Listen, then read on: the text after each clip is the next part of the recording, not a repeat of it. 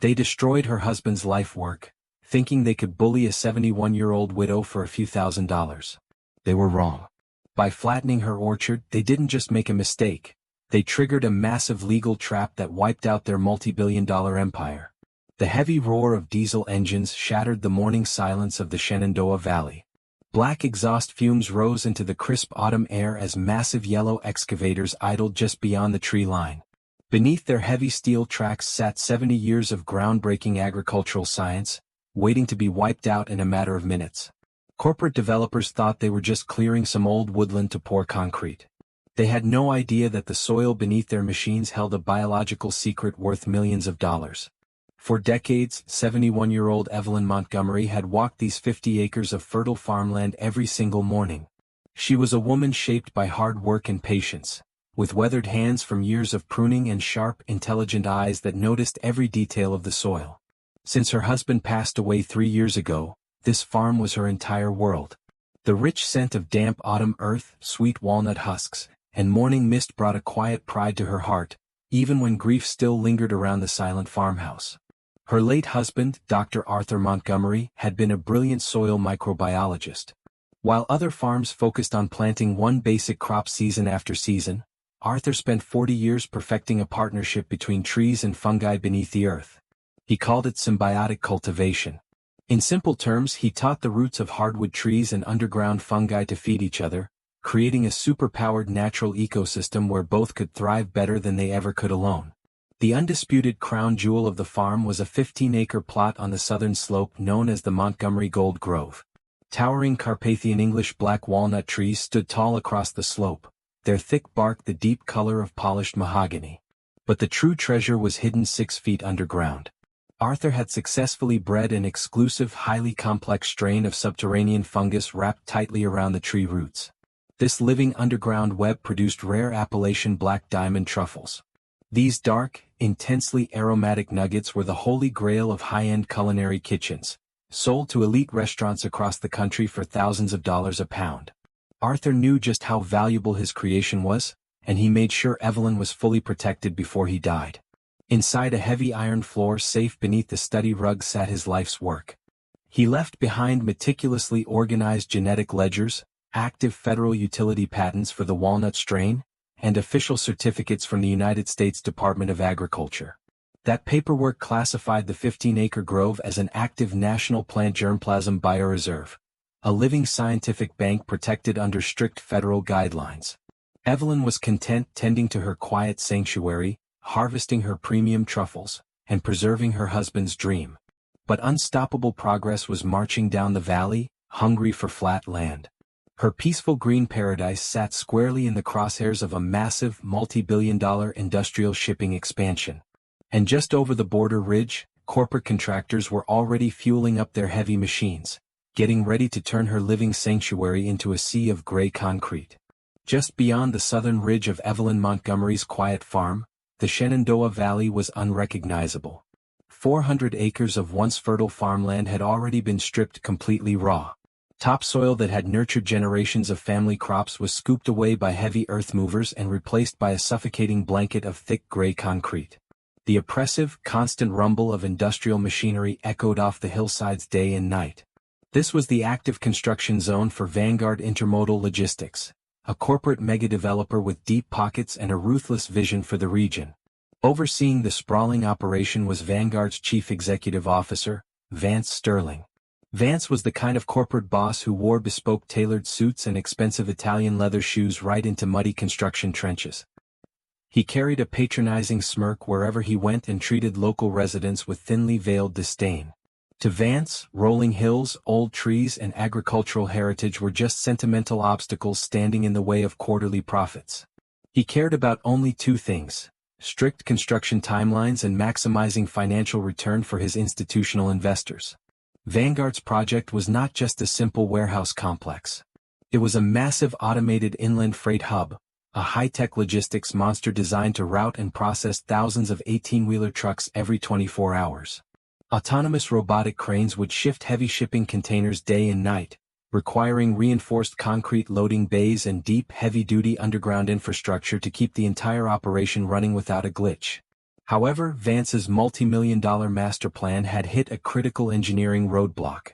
Directly next to his concrete expanse sat Evelyn's 15-acre Montgomery Gold Walnut Grove. Geologically, those specific 15 acres rested directly over a dense, natural limestone shelf.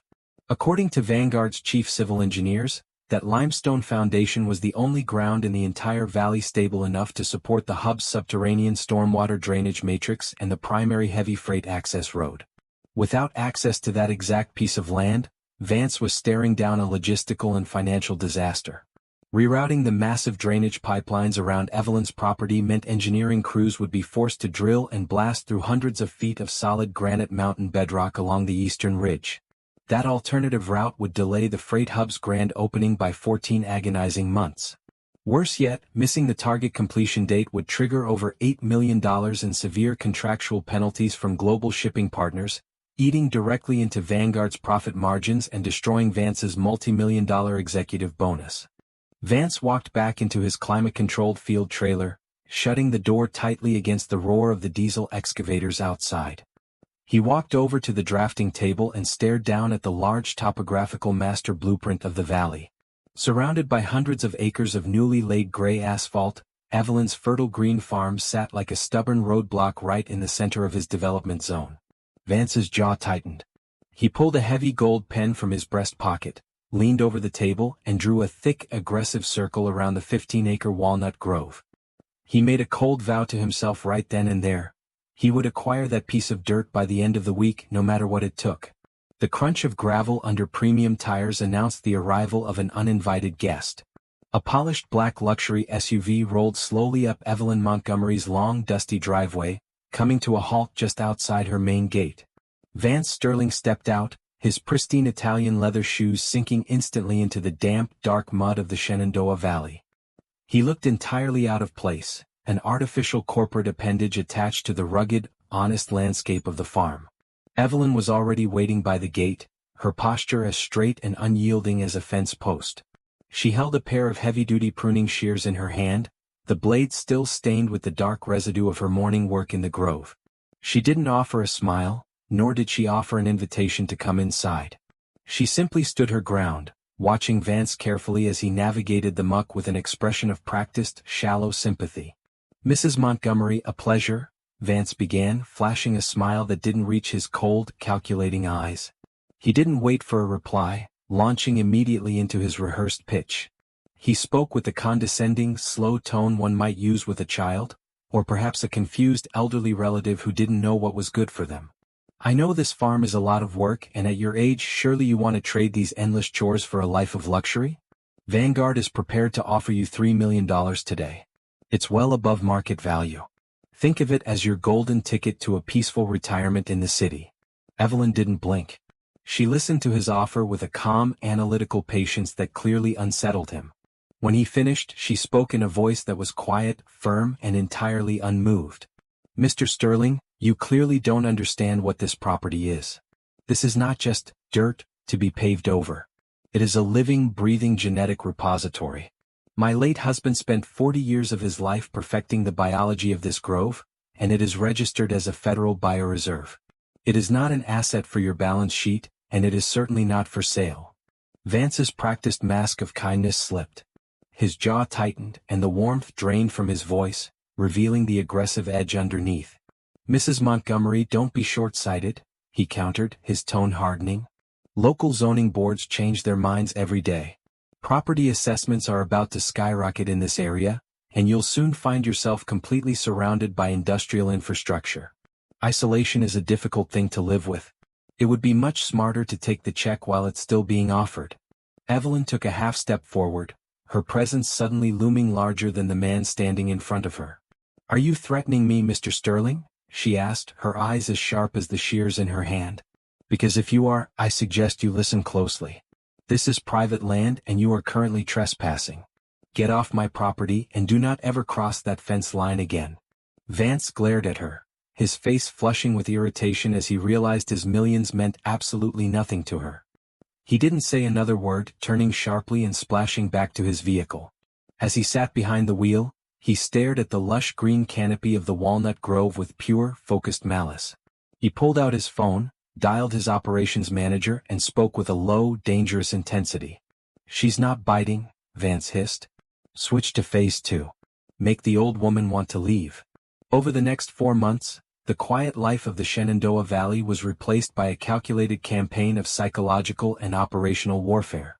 Vanguard Intermodal Logistics stopped asking for the land and started trying to make Evelyn's existence unbearable. It was a slow-burn strategy designed to erode her resilience, disrupt her production and force a desperate exit. The physical intimidation started before dawn. Every morning at 5 a.m. heavy excavators would roll up to the absolute edge of Evelyn's property line, their massive iron tracks sinking into the mud. They would park there, engines idling at a high rattling pitch, filling the crisp morning air with a thick, stinging haze of black diesel smoke that drifted directly over the walnut grove. At night the psychological pressure shifted. High-intensity industrial LED spotlights were mounted on tall rigs and aimed directly at Evelyn's farmhouse, bathing her bedroom in a blinding, artificial white glare that made sleep nearly impossible. The disruption wasn't just on the ground. Vanguard began deploying industrial surveillance drones that buzzed incessantly over the walnut canopy. They flew low, their rotors creating a menacing mechanical hum that spooked Evelyn's small flock of sheep and disrupted the peace of the grove. It felt like being under constant, invasive watch, a feeling of being hunted in her own home. Vanguard didn't stop there. They weaponized the local bureaucracy. A stream of anonymous complaints began flooding the county clerk's office, alleging that Evelyn's irrigation runoff was violating commercial drainage codes, an absurd claim for a protected farm. Suddenly she found herself bogged down in red tape, forced to host endless, grueling inspections by county officials who seemed to be looking for any excuse to shut her down. But Vance Sterling had seriously underestimated his opponent. Evelyn was not a woman to be broken by noise or paperwork. She responded with methodical, cold-eyed efficiency. She installed high-definition security cameras across the entire property perimeter, recording every late-night spotlight incident and every drone intrusion as evidence. When county inspectors arrived, she didn't get flustered. She calmly pulled out her binders of USDA agricultural exemption statutes and federal bioreserve protections, pointing out the legal boundaries until the embarrassed officials had no choice but to close the files. Her defiance became a silent act of war. Every morning, Evelyn would walk the rows of her grove, checking the soil and the trees, ignoring the corporate spotters who watched her from across the fence. When autumn finally arrived, she focused on her work with renewed intensity. In a stunning show of resilience, she brought in the most successful autumn truffle harvest the farm had ever seen. There was a quiet, profound satisfaction in standing at her kitchen sink, calmly washing the rich, dark soil off her prize-winning black diamond truffles, while Vance's men stared in frustration from the muddy perimeter. By late October, Vance Sterling was running out of time. His investors were breathing down his neck, demanding Phase 3 be cleared to meet the project's rigid deadline. The legal harassment hadn't worked, and the county inspectors had stopped coming. Facing a massive financial hole, Vance decided that his previous attempts at pressure were far too slow. He retreated to his office, his mind churning with a new, ruthless plan. He didn't need the law anymore, he needed a mapping error. He began cooking up a scheme that would give him just enough plausible deniability to send his heavy crews across the fence, erase the Montgomery Gold Grove overnight, and present Evelyn with a fait accompli he could fix with a pathetic check. The trap was set with the precision of a corporate execution. Vance Sterling had maneuvered the county zoning board into issuing a mandatory deposition for Evelyn Montgomery, requiring her presence at an office in Roanoke, 40 miles away. It was a bureaucratic cage designed to keep her occupied for at least 6 hours. As Evelyn pulled her pickup truck out of her driveway at 8 a.m., looking toward the grove with a final lingering sense of unease, Vance was already waiting in his parked SUV on the ridge. He waited exactly 20 minutes. As soon as her tail lights vanished over the crest of the hill, Vance keyed his radio. "Mitch, we're clear. Move in." Leading the strike was Mitch Callahan, a subcontractor whose loyalty was bought entirely by the promise of high-volume clearing invoices. 3 massive 45-ton D10 bulldozers and 2 specialized deep-trenching excavators roared to life. They didn't bother with gates or proper entry points. They surged directly through the western fence line, flattening the heavy-duty posts into the soft mud like brittle toothpicks. Vance had handed Callahan a revised grading map that morning. It was a masterpiece of corporate deceit, clearly marking the property line 15 acres deep into Evelyn's sanctuary. If caught, Vance had his defense ready: a simple, tragic, surveying error by a rogue subcontractor. The mechanical brutality that followed was surgical and absolute. The excavators didn't just push over the 100-year-old walnut trees, they were tasked to erase every trace of the underlying research. The D-10S dropped 6-foot-long subsoil ripper shanks into the earth, steel claws designed to break bedrock. As they tore through the ground, they churned the soil to a depth of 6 feet, effectively pulverizing the delicate mycorrhizal truffle network that had taken 40 years of Arthur Montgomery's life to cultivate. The air was thick with the deafening high-pitched screech of snapping wood and the sickening sound of tearing root systems. Trees that had stood for a century groaned and toppled, their mahogany-colored trunks smashed into the mud. Beneath the steel tracks, the meticulous infrastructure of the farm was annihilated. Custom irrigation lines were shredded, and small, weather-beaten metal identification tags, each one representing a specific genetic crossbreed, were ground into a slurry of oil-soaked soil, wood pulp and crushed, aromatic truffles. By 2 p.m., the Montgomery Gold Grove was gone. Where a vibrant, world-class agricultural research site had once stood, there was only a desolate, scarred brown wasteland. The sweet, earthy scent of the truffles was completely overwhelmed by the harsh, acrid smell of diesel fuel and pulverized timber. It wasn't just a clearing project, it was an act of biological homicide. 40 miles away, Evelyn was sitting in a sterile conference room when her phone vibrated violently against the table. She excused herself, stepping into the hallway. It was Silas, a neighboring farmer whose land bordered the eastern ridge. His voice was breathless, panicked, and shaking with rage. "Evelyn, oh God, Evelyn, you need to get home right now," Silas stammered, the background noise on his end filled with the unmistakable grinding of heavy machinery. "They're on your land. They're ripping the heart out of your grove. Everything's being torn down." Evelyn's phone slipped from her fingers, clattering onto the linoleum floor. She didn't wait to grab her coat. She turned and ran, the realization of what Vance Sterling had done hitting her with the force of a physical blow. The drive home was a blur of adrenaline and white-knuckled terror. Evelyn's truck skidded to a halt at the crest of the ridge, and for a long moment she couldn't bring herself to step out. The silence that hung over the southern slope was heavier than any storm. Where the vibrant, mahogany-barked canopy of the Montgomery Gold Grove had stood that morning, there was now only a desolate, churned-up brown wasteland. The earth looked as though it had been flayed. Massive, jagged tread marks scarred the landscape, and the once rich soil was a mangled mess of shredded root systems, diesel-slicked mud, and splintered wood. The air, usually fragrant with the earthy perfume of walnut and truffle, now smelled only of hot metal and industrial rot. Evelyn walked down into the carnage, her boots sinking into the loose, pulverized dirt. Her breath came in shallow, ragged hitches. She fell to her knees, her hands trembling as she reached into the debris.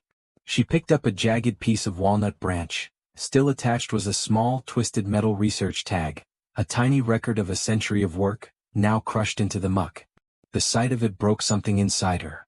She let out a soft, guttural sob, the sound swallowed by the vast, dead clearing. It wasn't just a loss of property, it was the murder of her husband's legacy. "Mrs. Montgomery. Oh heavens, I am absolutely devastated." The oily voice snapped her out of her grief. Vance Sterling was walking toward her, accompanied by his site foreman. He had discarded his suit jacket, perhaps to appear more like a man of the field, and his face was set into an exaggerated, theatrical mask of faux concern. He stepped gingerly over a pile of shattered roots, his hands raised in a gesture of pathetic surrender. "This is a catastrophic misunderstanding," Vance continued, his tone smooth and well-rehearsed.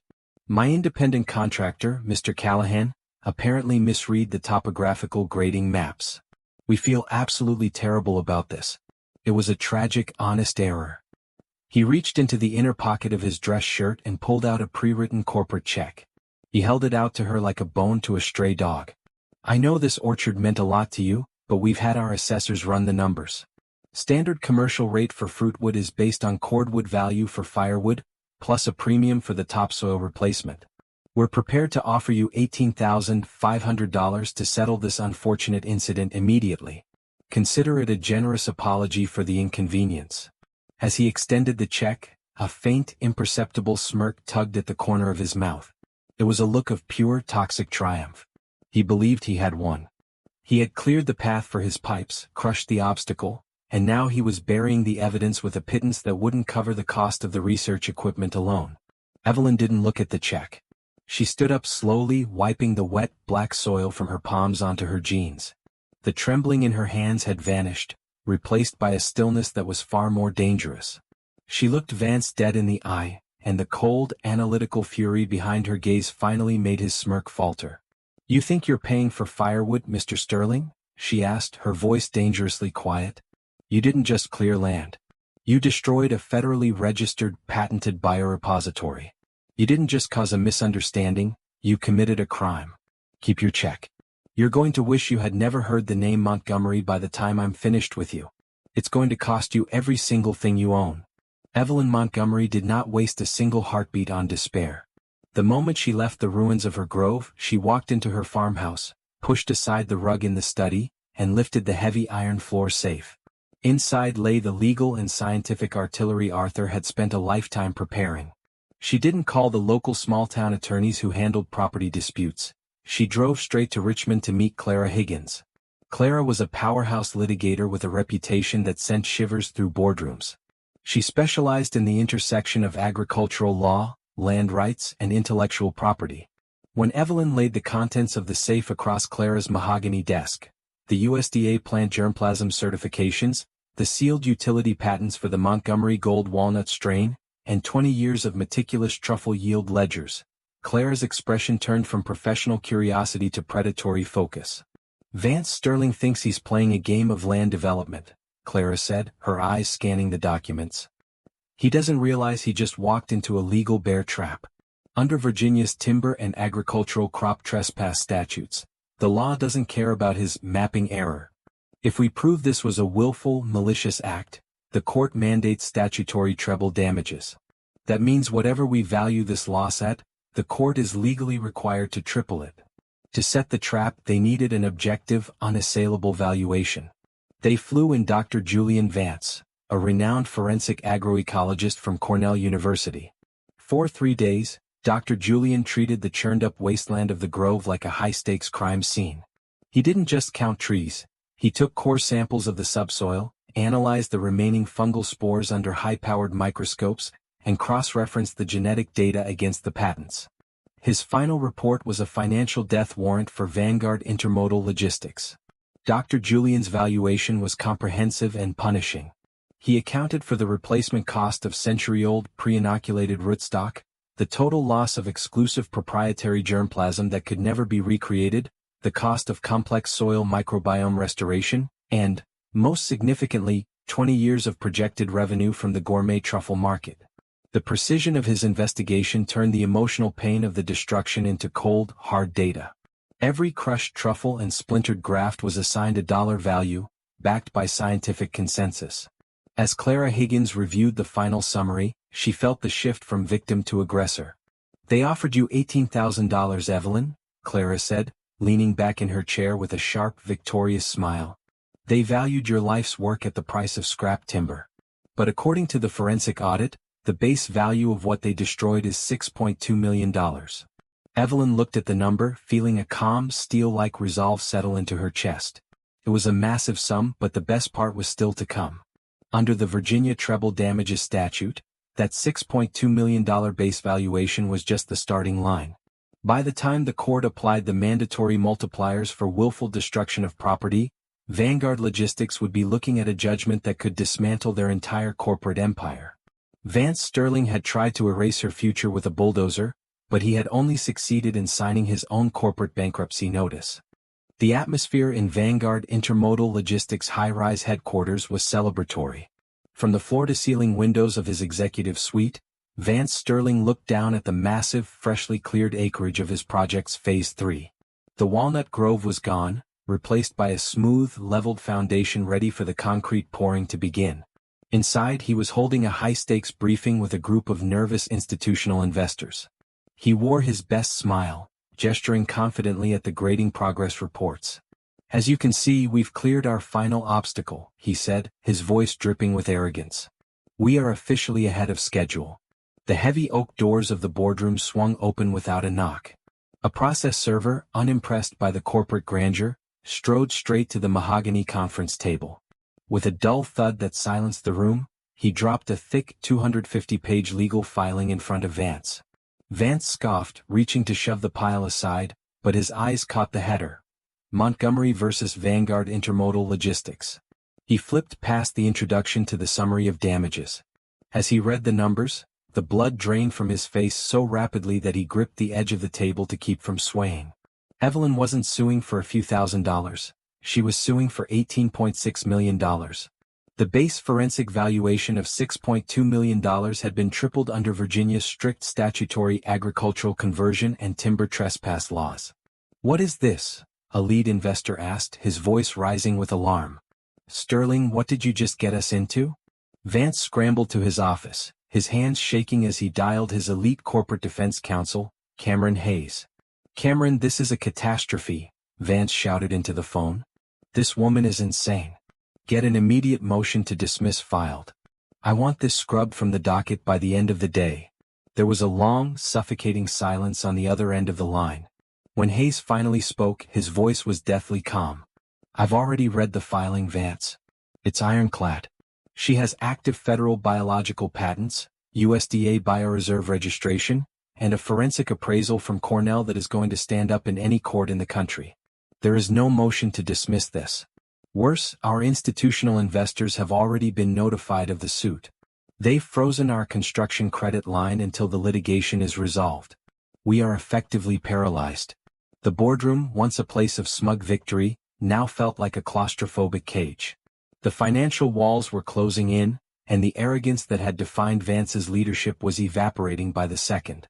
"We have to push the innocent subcontractor error defense," Vance insisted, his mind desperately grasping at straws. "We tell the court that Callahan went rogue. We play the victim of an unauthorized contractor." Hayes sighed, a sound of pure professional exhaustion. "We can try, but it's a weak defense. It's our only play, so we'll stick to it." Vance hung up, wiping sweat from his forehead. He didn't know that 3 floors below, Clara Higgins was already finalizing a motion that would seal his fate. She had successfully subpoenaed the telemetric GPS records from the bulldozers used that day. She knew exactly where the machines had been, how they were operated, and, most importantly, what the digital logs would say about the property boundaries.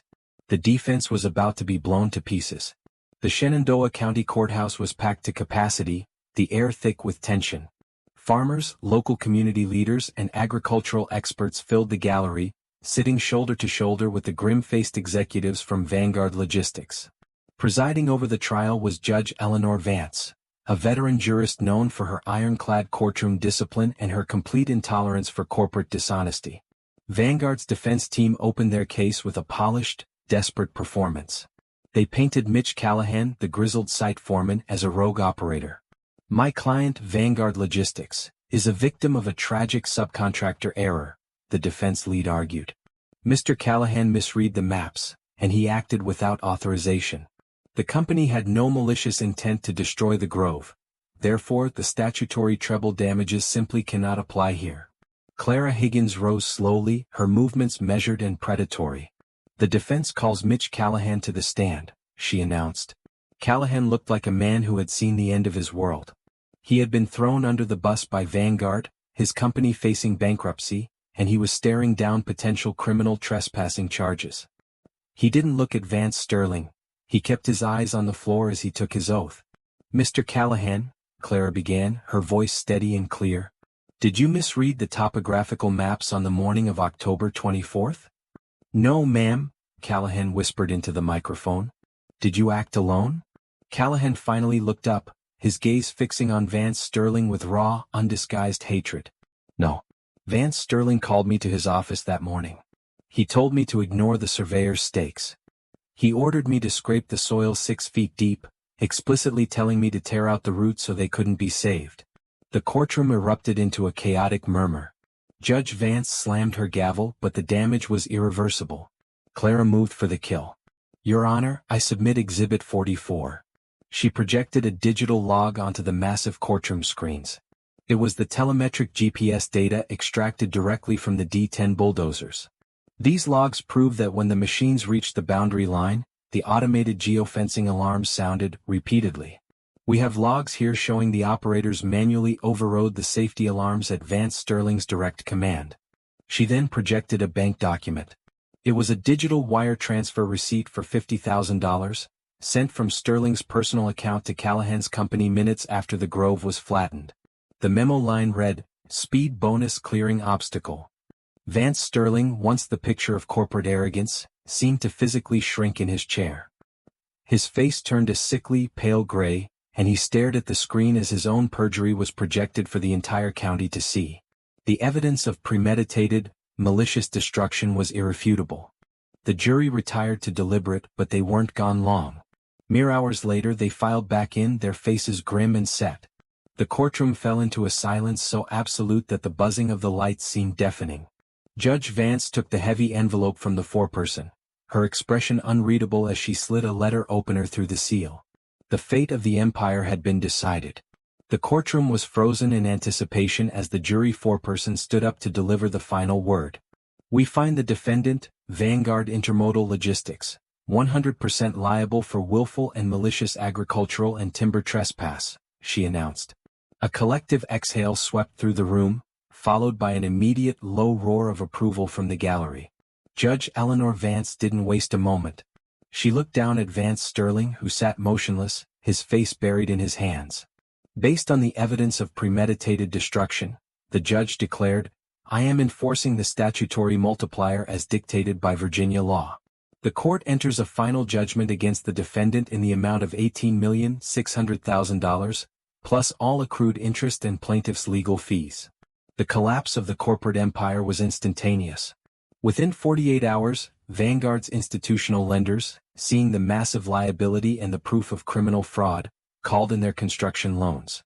The project site went completely dead. Trucks stopped rolling, the machines fell silent, and within 45 days, Vanguard Intermodal Logistics was forced to file for Chapter 11 bankruptcy liquidation. Vance Sterling was unceremoniously ousted by the board, his equity stripped, his reputation incinerated, and his career in development permanently barred. Evelyn Montgomery, however, had no interest in retiring to a beach house. She had a far more important plan. When Vanguard's massive 400-acre development site went to a bankruptcy auction, Evelyn stepped in. With the settlement funds secured, she bought the entire lot, the land they had spent months stripping and paving, for pennies on the dollar. The transformation began the very next month. But this time the machinery was moving in the opposite direction. Evelyn hired crews to tear up the half-built concrete foundations, grind the asphalt parking lots into rubble, and meticulously regrade the topsoil to restore the natural fertility of the Shenandoah Valley. In the heart of the site, she established the Dr. Arthur Montgomery Agroforestry Research Sanctuary.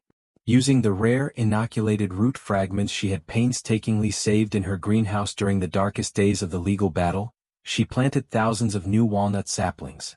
She watched with tears in her eyes as the first green shoots began to poke through the soil, a living testament to the fact that while corporate greed might be fast, the resilience of a dedicated farmer is eternal. Standing under the shade of the few remaining old-growth trees, Evelyn felt a profound sense of peace. The concrete was gone, the air was clean again, and her husband's life work was not only safe but destined to flourish for generations to come. Her heritage wasn't just preserved, it was expanded, anchored in the earth, and untouchable. Never underestimate a farmer protecting their roots, or the crushing power of agricultural law.